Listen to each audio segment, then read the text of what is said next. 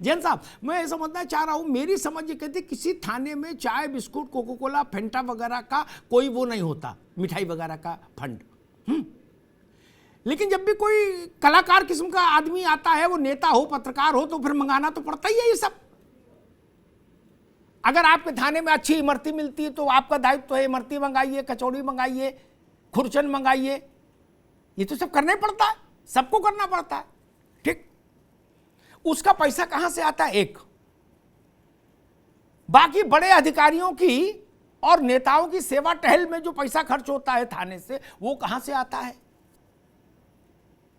मेरी बेटी को लेके एयरपोर्ट छोड़ देना तो टैक्सी लगेगी ना, पैसा कौन देता है? बोले टिकट भी करा देना, बोले मैडम आ रही शॉपिंग कराओ, सेक्टर 18 जाओ, जी सर, जय हिंद सर। तो कोई सरकारी फंड तो है नहीं इसका, और ये सबको पता है, ये कोई ऐसी बात नहीं जो कोई गुप्त है। जैन साहब, आप ठीक कह रहे हैं। नोएडा की तरफ उधर कई थानों में और प्रदेश के अन्य जिलों में भी, भैया प्रदेश के अन्य जिलों में भी ये व्यवस्था है। कार्य खास के कुछ लोग होते हैं, कार्य खास कहलाते हैं वो थानों में रहते हैं। कई बार लिस्टें बना के उनको भी हटाया गया है, उन कार्य खासों को वहां से।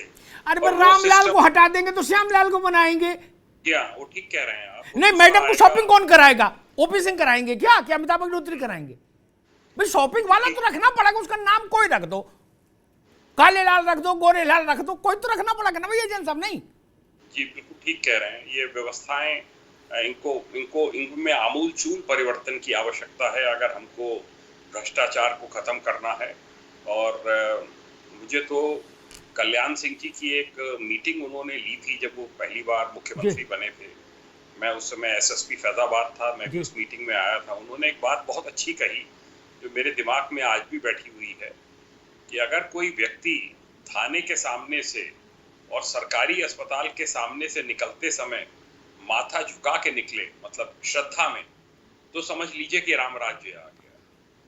ये बात मुझे आज भी मेरे दिमाग में है कि ये बहुत अच्छी व्याख्या है, बहुत अच्छी व्याख्या है जो उन्होंने कही कल्याण सिंह जी ने, कि अगर श्रद्धा से सिर झुका के निकले थाने के सामने से और अस्पताल के सामने से, तो समझ लीजिएगा प्रदेश में राम राज्य आ गया। इसी का मैं आप सभी से अनुरोध कर रहा हूँ।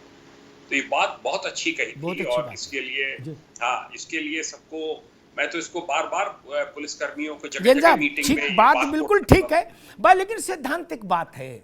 जैसे सत्यनारायण कथा के बाद पंडित जी कहते हैं कि हाथ ऊपर करो, कर लिए, बोले बोलो प्राणियों में सद्भाव हो, धर्म की जय हो, अधर्म का नाश हो। सब बोलने के बाद अपने अपने धंधे में लग जाते हैं। इस बात उतनी अच्छी है, कल्याण सिंह जी के प्रति पूरा सम्मान रखते हुए मैं एक बात कह के ओपी सिंह जी के पास आ रहा हूँ, वो भी जैन साहब के संज्ञान में डाल देता हूँ। मतलब उसमें तिवारी जी के लोग भी शामिल हैं, गंगा में सभी नहा रहे हैं। कोई जैन साहब का विभाग और तिवारी जी का विभाग अलग थोड़ी ना है, गंगा में सब नहा रहे हैं नाक बंद करके। ओपी सिंह मान लीजिए आए बाराबंकी, और ये हैं भाजपा के बड़े नेता या मंत्री मान लीजिए। जैन साहब, बड़े प्रैक्टिकल बात कहता हूं, मैं तो किताबों वाली बात ही नहीं जानता, किताबें पढ़ी नहीं, मैं जिंदगी देखी।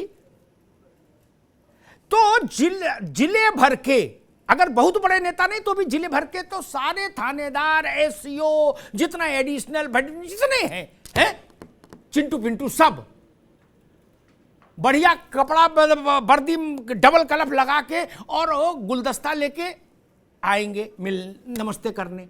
ठीक, मैंने एक बार एक आईपीएस से पूछा, मैंने गुलदस्ता कोई फंड होता है? अरे बोले भाई साहब आप मरवाओगे क्या? फिर मैंने पूछा गुलदस्ता न्यूनतम कितने का है? बोले गेंदा के फूल का भी बनवाओगे तो 500 से कम का कहीं नहीं। हालांकि जो दिए जाते हैं नेताओं को वो 1,500-2 हजार वाले से कम का दोगे तो और नुकसान हो जाएगा। तो वो पैसा कहां से आता है? ये बात मैं हरकिशोर तिवारी से भी पूछ रहा हूं और इनसे भी। अभी सिंचाई मंत्री और पीडब्ल्यूडी मंत्री आ जाए तो जितना इंजीनियर है चीफ से लेके और जूनियर तक, कौन गुलदस्ता लेके नहीं जाएगा? तिवारी जी अपना मकान बेचेगा, बीबी का मंगलसूत्र बेच के गुलदस्ता देगा तो एक ही बार नहीं दे पाएगा। कभी सोचिए नहीं आप लोगों ने पैसा कहां से आता है? तिवारी जी देखिए वो गुलदस्ता जो लगाया 1,000 1,500 का, या उनके गिफ्ट दी, उनके घर पे पहुंचाया, सामान पहुंचाया, उसका सीधा आजकल फार्मूला है इस कलयुग में कि इसका मतलब उससे 10 गुना 20 गुना ज्यादा 50 गुना ज्यादा हमको वसूली होनी है, तभी वो 10 रुपए लगा रहा है कहीं पे भी। पूरा बिजनेस पॉइंट ऑफ व्यू से सारे लोग इसको देख रहे हैं, वरना कोई नहीं जाएगा वहां पे। और जितने अच्छे लोग हैं, जितने हमारे यहाँ नॉन वर्किंग पोस्टें होती है, जो नॉन वर्किंग बोलते हैं उसको, जहां पे कोई काम इस तरह का नहीं होता है जहां पैसा कमाया जाए, बहुत सारे लोग बहुत वहां पड़े हुए हैं जो कभी फील्ड में जाते नहीं, जा ही नहीं पाते, क्योंकि उन्हें गुलदस्ते की आदत नहीं है, उनको कोई पूछता भी नहीं, उनको कोई जानता भी नहीं। तो ये गुलदस्ता अगर प्रथा जारी रहेगी तो निश्चित रूप से उसका कई गुना पैसा वो कहीं ना कहीं से निकालेगा, और वो निकाल रहा है, ये मंत्री भी जान रहे हैं, सामने वाला भी जान रहा है कि हमारा जो यहाँ आ रहा है ये हमारा बहुत बड़ा चाटुकार है, और उसको हमें संभाल के रखना है, और उसको हमें पैसा कमाना है।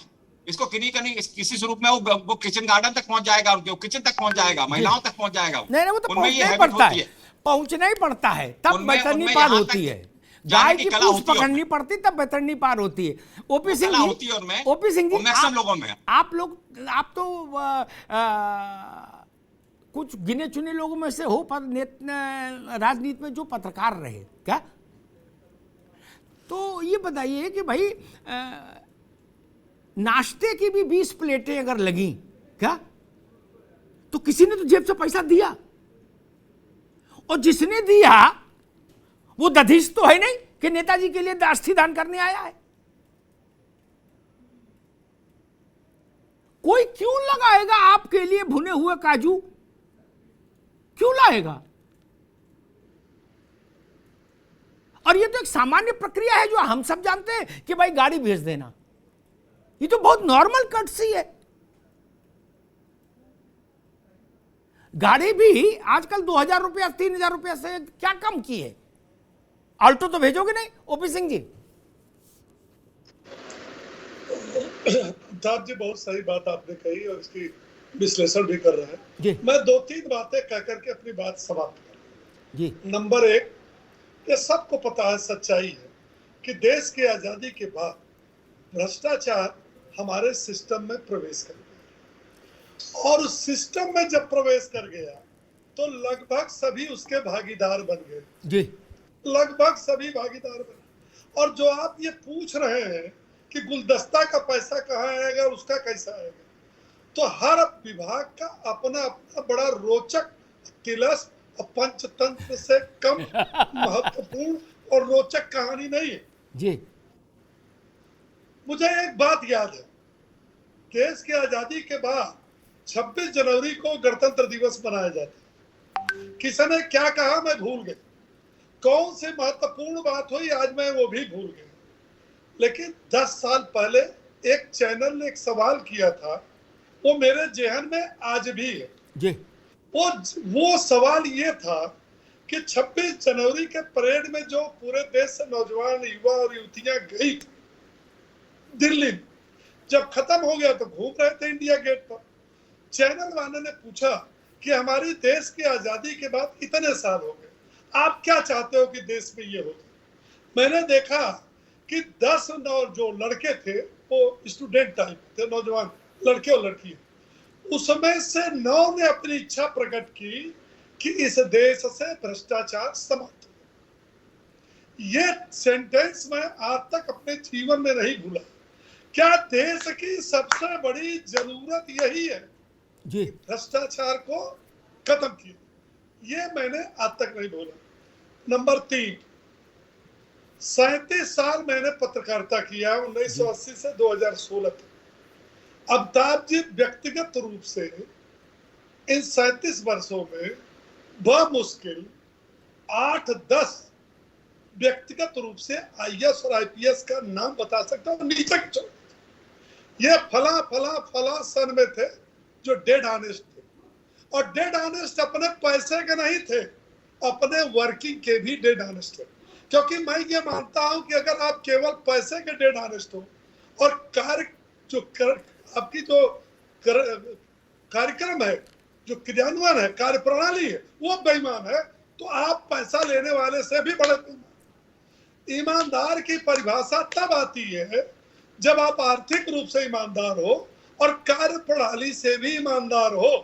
अगर कार्यप्रणाली से ईमानदार नहीं हो और पैसे का ईमानदार तो मैं नहीं मानता, तो मैं तो भैया 8-10 तो प्राइवेट फोन करके अवतार जी बता सकता हूँ कि मैं जानता हूँ ये आईएएस, ये आईपीएस, ये एसडीएम ईमानदार था, बाकी के लिए जैसे रहे।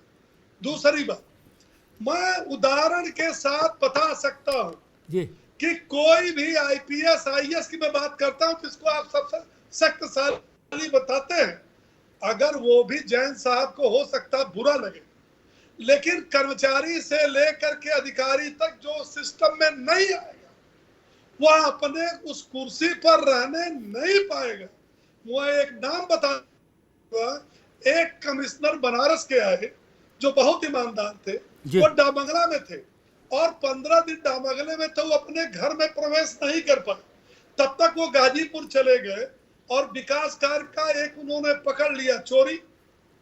ठीक तीसरे दिन उनका ट्रांसफर हो गया और ट्रांसफर होके चले गए, काला पानी की सजा मिल गई। वो इसलिए मिली कि वो कलेक्टर बेईमान था, वो उसके देख रेख में लूटपाट हो रही थी, रोडों का निर्माण हो रहा था और उस ईमानदार कमिश्नर को जानकारी मिल गई। उसने बिना सीडीओ डीएम को बताए उस जगह पर पहुंच गए और उसकी जांच कर लिया और रिपोर्ट शासन को भेज दी। तीसरे दिन बोड़िया बिस्तर उसकी बद गई। तो ये क्या कहानी, हरि कथा अनंता। अमिताभ जी, हरि अनंत हरि कथा ये अनंत, बहुत ठीक बात है ओपी सिंह जी, बहुत अच्छा लगता है भाषण देना भ्रष्टाचार पर। कहिए तो क्या घंटा हम चारों लोग मिलकर दे देंगे, नहीं उससे कुछ लेकिन नहीं अगर होना। पूछिए कि ये चारों लोग अपने अपने सिस्टम में कब ईमानदार रहे, जी ठीक बात है ओपी सिंह जी, बड़ी अच्छी बात आपने कही। मैं एक बात बंद कहता हो हूँ जाएगी। आलोक जी, लंबे तरीके नहीं, कमेटी पे ऊपर कमेटी, फिर प्रत्यावेदन, फिर कौन कौन से एसीपी पीसीपी रिपोर्ट, शासनादेश, फलाना देश आदेश, फलाना देश, मार बवाल, साला बवाल ही बवाल हो जाता है। मैं सरल चीजें बताता हूं, नब्ज देखो दवा दो। जैन साहब के उपयोग की भी है और हरकिशोर तिवारी के उपयोग की भी है और ओपी सिंह यानी शासन के उपयोग की भी है। जिसके यहां से शादी का कार्ड आए उसके यहां जाइए तो आंख खुली रखिए, ये देख लीजिए कि भैया की तनख्वाह कितनी है और शादी की व्यवस्था कैसी है। उसके लिए कुछ सीबीआई लगाएंगे क्या? अगर जूनियर इंजीनियर भी मूंछों में चमेली के तेल लगा के 5 स्टार में बिटिया भी आ रहा है और लड़के का रिसेप्शन कर रहा है तिवारी जी, तो एसीपी पीसीपी क्या करेगी तिवारी जी? और उसके यहाँ मंत्री भी जा रहे हैं और सारे अधिकारी भी जा रहे हैं, सब जा रहे हैं और सब बढ़िया से निपटा के और फिर अपने आप चले आ रहे हैं। दिक्कत तो यहाँ है। जैन साहब गलत तो नहीं कहा। और वही आदमी उनके घरों पे भी ऐसे काम कर रहा है जब उनकी शादियां हो रही हैं। तब स्वाभाविक है वो कार्य क्षमता उसकी देख लेते हैं कि ये आदमी डिजाइन के मामले में अच्छा है तो वो उसको ही काम सौंप देते हैं।